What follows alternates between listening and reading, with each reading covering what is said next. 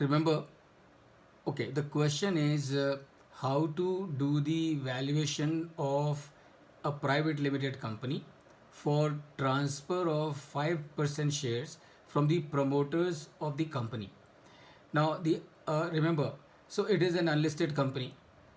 Since it is an unlisted company, label one is label one input is out because it's not quoted.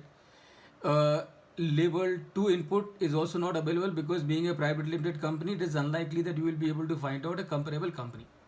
So what choice are you left with?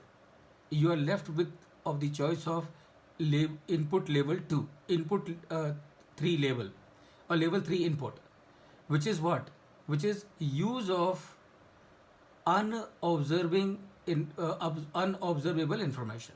That means what? As I mentioned in my session, that means you will need to use the discounted cash flow method only.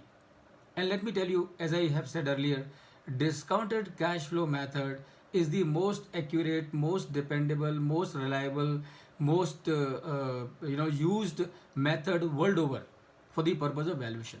तो आप क्या करिए, आप discounted cash flow method use करिए, और जैसा मैंने पहले कहा, याद रखिए कि जब आप प्रोजेक्शंस कर रहे हैं, make sure that your projections are realistic. When you are taking a cost of capital, make sure that your cost of capital is also realistic. And by using the discounted cash flow, and remember, it doesn't really matter 5%, 10% or 20%. Ultimately, what you do the valuation of the business.